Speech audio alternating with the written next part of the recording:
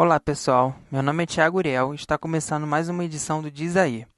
Em comemoração ao Dia do Professor, no próximo dia 15, nossa convidada desta semana é a professora Orjana Moreira, que tem 20 anos de experiência dando aula no ensino fundamental e médio de língua portuguesa e literatura.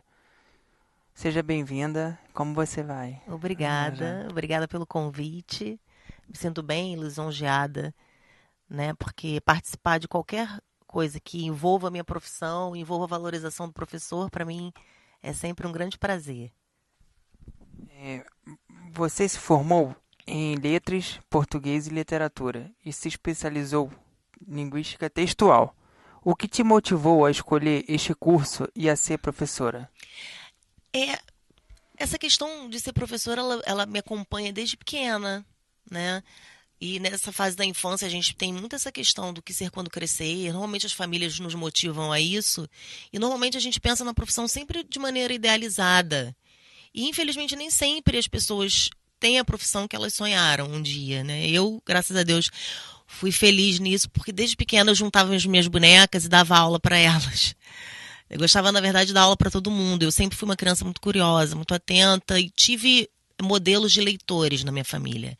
A minha mãe não teve muito estudo, mas ela sempre gostou muito de ler. Então eu cresci nesse universo da leitura, no universo da literatura, então sempre fui motivada a isso. E fui me descobrindo professora já desde cedo, quando na faculdade, para arrumar uma grana extra, eu dava aulas particulares e fui também me envolvendo com universos, por exemplo, qualquer universo de linguagem me motivava. A questão do surdo, então eu tinha um vizinho surdo e aí eu me aproximei dele, dava aulas particulares para ele sem nem saber Libras, mas eu gostava de estudar. Então, hoje, por exemplo, eu trabalho numa escola inclusiva para surdos, mas essa minha experiência desde lá da adolescência me ajudou bastante. Houve alguma frustração após seus 20 anos de experiência? Olha, a frustração, na verdade, ela não demorou tanto tempo, não. No primeiro ano de trabalho, eu já me senti muito frustrada, né? Porque normalmente a gente sai da faculdade achando que vai mudar o mundo, né? Com mil perspectivas e com mil sonhos, né? E por ser professora, eu fui criando uma ideologia muito forte de pensar sempre no lado social, no lado humano, de querer ver a igualdade de oportunidades para todos os brasileiros, para todos os alunos que estavam na sala de aula. E de imediato já tive um impacto, né? Não era bem aquilo que eu esperava, não era o que eu sonhava. Até mesmo pela pouca experiência, né? Nem todas as portas estão abertas para você. Então você precisa trabalhar em muitos lugares, ganhar muito pouco. Isso, de maneira geral, é bem assustador. Então, no primeiro ano, eu ainda questionei, falei assim, nossa, será que eu passei 4 anos estudando e eu não vou seguir na minha profissão? Mas eu fui conseguindo conquistar o meu espaço, fui conseguindo ver que dava para trabalhar, mas foram inúmeras as frustrações, né, ao longo dos 20 anos de trabalho, com vários aspectos. Nessa questão do aspecto social e da desigualdade de oportunidades, esse é o que mais realmente me incomoda. Né? Mas com estrutura, com investimento, e como aqui a gente já estava verificando, e vocês puderam verificar, eu trabalho com realidades sociais bem diferentes. Eu trabalho com um público de gente muito rica e com um público de gente muito pobre. Então, ver que a estrutura física das escolas, o investimento e essa questão das oportunidades é muito diferente, realmente me dá muita frustração ainda. Nesse quesito, durante sua experiência, você trabalhou em escolas públicas e privadas. Como é a sua relação com os alunos? Há alguma diferença no perfil dos alunos desses dois setores? Eu me sinto uma pessoa assim, agraciada, porque eu nunca tive problema relacional. Né? Eu sou uma pessoa aberta a diálogo. Eu sempre parto do princípio que a autoridade não se confunde com autoritarismo. Né? Então, o diálogo para mim sempre foi uma premissa. E eu acho que quando a gente está aberto ao diálogo e aberto a entender o outro, as crises interrelacionais elas tendem a diminuir. Né? Mas, de maneira geral, problemas a gente sempre tem em sala de aula, né? Em função de vários aspectos. Mas, de maneira geral, eu consigo passar por eles bem, né?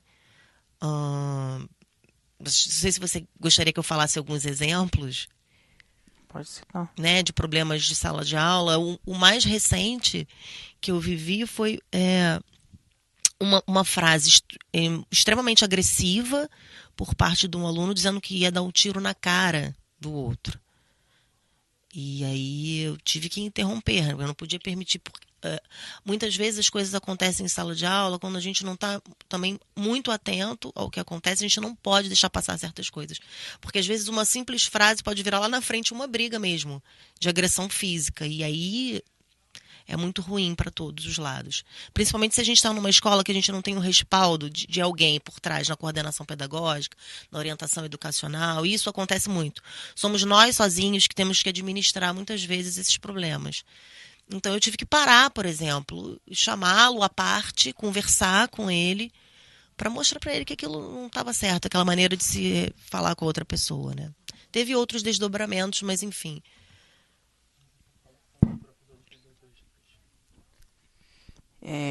No caso, aqui tivemos recentemente alguns casos de agressões dos alunos direcionados aos professores. Por exemplo, no dia 18 de setembro, o professor Tiago dos Santos foi agredido e humilhado pelos alunos na escola pública Mestre Marçal em Rio das Ostras. Logo na semana seguinte, no dia 25 de setembro, a professora Thalita Hernandes foi agredida por uma mãe de uma aluna dentro de uma escola pública em Cabo Frio. E na semana passada, recentemente, saiu a notícia que a professora Odara Dilê sofreu racismo e foi xingada pelos alunos em uma escola estadual de São Paulo. Você já sofreu ou presenciou algum tipo de agressão verbal e física dos alunos? Conte um pouco do Eu caso. já sofri logo também no início de carreira, quando eu ainda não conseguia administrar muito bem essas questões interrelacionais, interpessoais. Eu sofri uma agressão verbal. Eu não sei nem se eu poderia falar aqui, porque envolve umas questões bem pesadas, de conotação sexual. E eu estava dando aula de literatura e um aluno específico não parava quieto, e o que eu falava ele debochava, e eu fiz uma intervenção, pedi que ele parasse, fiz a segunda, fiz a terceira. E aí, na quarta vez, ele começou a me humilhar com palavras de baixo calão, né, em relação ao órgão sexual dele. E daí eu prefiro nem continuar, né? Eu fiquei muito nervosa, pedi que ele se retirasse de sala de aula, ele disse que não ia sair. E aí eu pedi licença à turma e falei que não continuaria ali naquelas condições de trabalho. Fui até a minha coordenação, era um colégio particular de educação de jovens e adultos à noite. Eu achei que eu pudesse ter algum tipo de respaldo por parte da coordenação. Fui até a sala da coordenadora e expliquei toda a situação a ela. Ela disse para mim que eu deveria voltar para a sala de aula, enxugar minhas lágrimas e voltar para a sala de aula. Então eu me senti pela segunda vez agredida, né? Nem um pouco amparada. Eu falei que não voltaria, que ela quisesse fazer o que ela bem entendesse. Daí até minha demissão, mas é que eu não voltaria enquanto ele estivesse lá na sala. E assim foi, ela pediu então que o rapaz saísse da sala, ele saiu, eu voltei para continuar a dar aula, e aí, depois que eu saí da aula, ele voltou para a sala de aula e eu pedi que fizesse uma reunião com o pai do rapaz, mas a escola foi completamente negligente em relação a isso. Mas essa foi uma das mais fortes, assim, vividas e bem marcantes na minha vida. Nesse episódio que você citou, você pensou em desistir de ser professora? Quais apoios que você teve? Eu não jamais pensei em desistir de ser professora. E apoio da parte. Então, como eu te falei, na escola eu não tive apoio nenhum. O que eu tive foi apoio de amigos, colegas, professores com quem eu desabafei. Na família também tive um apoio. A minha família até dizia: poxa, mas não é melhor você fazer outra coisa? Será que você está aí no caminho? E eu muito novinha, eu tinha 21, 22 anos. Né? Daí eu acho que até eles tinham uma dificuldade de me enxergar como uma professora, porque muitos deles tinham a mesma idade que eu. Né? Então eu não sei se essa pouca diferença de idade, ou quase nenhuma, afetava aí até a visão deles de respeito. Então, até eu entender isso, até entender que, mesmo muito jovem, eu precisava impor uma autoridade, porque sou professora, foi bem difícil para mim. Mas a gente está vivendo hoje um momento de muita crise na sociedade, muita desvalorização do professor, né? E A gente precisa estudar esse fenômeno, né? Quais são as causas dessa desvalorização do profissional da educação, que perpassa pelos baixos salários até essas questões da agressão, que ganham grande repercussão na mídia, mas elas acabam ficando sempre um chamariz para uma questão que não é debatida da forma como deveria, porque é uma coisa complexa, né? Você vê os profissionais de educação sendo agredidos e você não vê um suporte por parte do corpo técnico, até mesmo pela parte jurídica, né? O rapaz foi indiciado, né? Porque um deles era maior, no caso do rapaz do Rio das Ostras, ele foi indiciado, teve que responder pelo que cometeu, mas logo depois a gente viu a notícia no Fantástico, ele fazendo lá um pedido de perdão e o professor até perdoando. Naquele caso específico, o professor está querendo desistir, né, da profissão, mas eu acho que a gente não pode desistir, não. A gente tem que se unir para tentar combater essa perda de valor na sociedade. Continuando nesse perfil do aluno, segundo uma postagem no Facebook de 2017, a professora Márcia Fried escreveu que sofreu agressões físicas de um aluno de 15 anos no Colégio de Santa Catarina. Ao comentar o caso, ela disse que essa é uma geração de cristal, de mimimi ou de Nutella. Abre aspas, de quem não pode se cobrar nada, que não tem noção de nada. Você, como professora que está há 20 anos no ensino, concorda com essa afirmação? E a partir disso, quais são os desafios de educar atualmente? Olha, que há um problema na geração, mas há problema em todas as gerações. Toda a juventude, né, aos olhos das pessoas mais velhas, é transviada, é rebelde. Eu concordo com isso, mas eu não vejo o jovem como uma pessoa perdida. Eu não vejo o jovem como uma pessoa que não pensa. Eu não vejo o jovem, por exemplo, como uma geração mimimi. Muito pelo contrário. Uma das grandes dificuldades para mim tem sido ao longo desses 20 anos é não perder essa linha tênue de comunicação entre mim e o meu aluno. Porque a gente vai ficando muito mais velho, a gente vai se afastando muito da geração do aluno que chega para a gente. E essa dificuldade, essa barreira de linguagem, ela não pode ser um impeditivo e a gente rotular o nosso aluno porque ele pertence a uma geração com a qual a gente não se identifica, porque nós somos já muito mais velhos. Não se identifica em gostos musicais, em gostos literários, não se identifica por comportamento. Mas daí a desqualificar o jovem, eu acho que isso é um grande problema, porque o jovem sente quando a gente o rotula. Mesmo que a gente não faça isso diretamente, a maneira que a gente tem de se comportar com o jovem, a partir de um rótulo, faz com que esse adolescente seja reativo. E se a gente tem um aluno reativo em sala de aula, a gente perde o nosso público. A gente perde o nosso canal condutor, que é seduzir o aluno no bom sentido da palavra, né, para a tua matéria, para aquilo que você está falando, para o conhecimento, para o aprendizado. E modéstia à parte, assim, eu procuro fazer muito isso, eu não perder esse vínculo com o meu aluno e motivá-lo a amar a literatura. Quem foi meu aluno dificilmente detesta a literatura. Quem foi o meu aluno dificilmente detesta a arte.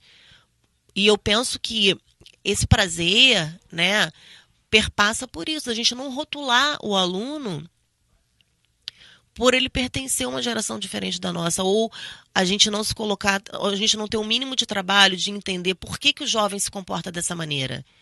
Né? O que está gerando nesse jovem esse comportamento? O que está passando por aí? Ele é vítima de quê? Porque muitas vezes esse jovem também ele sofre com a violência que se dá no dia a dia. Muitas vezes esse jovem está dentro de uma comunidade, ele está sendo violentado o tempo inteiro. Então a violência que ele pratica é apenas um reflexo também da violência que ele sofre. E com isso eu não estou querendo proteger e nem fazer o discurso que algumas pessoas dizem que a pessoa que comete alguns delitos acaba sendo sempre protegida. Não é isso, mas a gente precisa entender que o comportamento de muitos desses jovens, esse comportamento violento, é fruto da sociedade violenta que a gente vive. A gente tem que ter muito cuidado com isso. Eu tenho muita preocupação com o rótulo. Eu acho que quando a gente trabalha em função de rótulo, a gente nunca tem um feedback positivo de aluno. E no seu alcance, o que você faz para as aulas serem mais para os alunos prestarem atenção mais nas aulas, participarem mais. Isso, aí a ver um pouco isso com o que eu te falei. Sempre me procurar entender o universo em que ele está inserido. Que tipo de música ele gosta de ouvir, que tipo de programa ele assiste, que tipo de mídia ele mais usa. Hoje a gente vive a era da informática, a gente vive a era da informação na palma da mão, e a gente precisa hoje mais do que nunca ensinar esse aluno a filtrar o que ele recebe. Eu acho que o grande desafio do professor hoje é isso, porque a escola não pode ser mais um depósito de informação. O aluno não precisa mais disso, porque informação hoje ele tem no celular, ele tem na internet. Ele não precisa mais ficar decorando nada. Se ele tiver uma dúvida, ele joga no Google, ele já sabe uma coisa que eu falaria para ele em sala de aula. Então, eu acho que a escola e o papel do professor hoje, ele tem que perpassar por essa modernização do pensamento nessa relação. Então, por mais que, por exemplo, eu tenha algumas restrições com algumas músicas relacionadas ao funk, eu não posso negar que esse é um aspecto cultural da nossa sociedade e essa muitas vezes é a música que o meu aluno escuta. Então, eu vou escutar o funk para saber o que eu posso filtrar dali de positivo, possa pontuar para ele alguns aspectos negativos e ele faça as escolhas dele em relação, né, ao que ele ouve, ou pelo menos pense sobre o que está chegando para ele, o que ele ouve, o que ele vê, o que ele lê, e que se torne um cidadão mais crítico, né, mais antenado à realidade dele. A minha preocupação hoje, até mesmo trabalhando literatura e língua portuguesa, é mostrar que a realidade precisa estar dentro da escola. A gente não pode estar dentro da escola falando de alguma coisa que não esteja presente na realidade dele. Senão o aluno tende a achar tudo muito chato, não presta atenção em nada do que a gente fala. Para finalizar, não é só momentos ruins que vive a educação. O que você pode destacar de positivo na sua carreira de professor? Olha, Professora, algum aluno, alguma aluna te marcou de alguma ação de alguma... sempre, muito. Eu tenho muito mais histórias boas para contar do que ruins. Eu sou muito feliz na escolha da minha profissão e eu acho que também na maneira como eu conduzi o meu trabalho e a minha performance. Eu tenho muitas coisas positivas. Eu tenho, na verdade, quase que ter um outro apartamento para fazer um museu de recordações, né? Eu tenho cartas, eu tenho recordação, eu tenho um coração enorme com fotos de alunos, com mensagens de amor. Com as redes sociais, a gente tem contato com alunos e ex-alunos. Eu sempre recebo mensagens de apoio, de carinho. Nessa época do ano, é impressionante, assim, a memória de alunos que passaram por mim, olha que são 20 anos, né? São centenas e centenas e centenas, são milhares de pessoas que se lembram de mim nesse dia e vêm me parabenizar e dizer que eu represento para elas um referencial de profissional, de pessoa. Sempre fui muito querida, sempre recebi muito carinho, mas porque eu também dou muito carinho. Eu também sou uma pessoa muito afetuosa. E o que eu estou querendo dizer com isso é que a gente precisa colocar mais afeto na nossa profissão. Para que a gente receba afeto, a gente tem que dar afeto.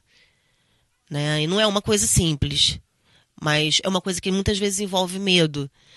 Mas como eu sou uma pessoa que põe muito afeto no que eu faço, eu recebo muito afeto. Então a minha história, nessa balança, o saldo positivo de coisas boas é muito superior às coisas ruins, envolvendo as duas classes sociais para as quais eu trabalho. Envolvendo as duas hoje.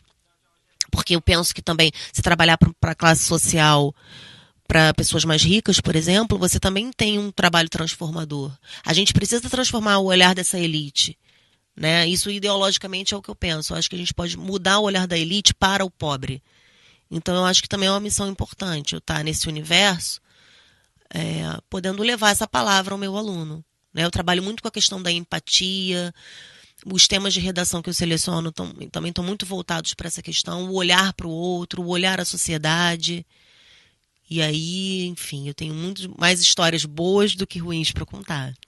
Encerramos aqui mais uma edição do Diz Aí.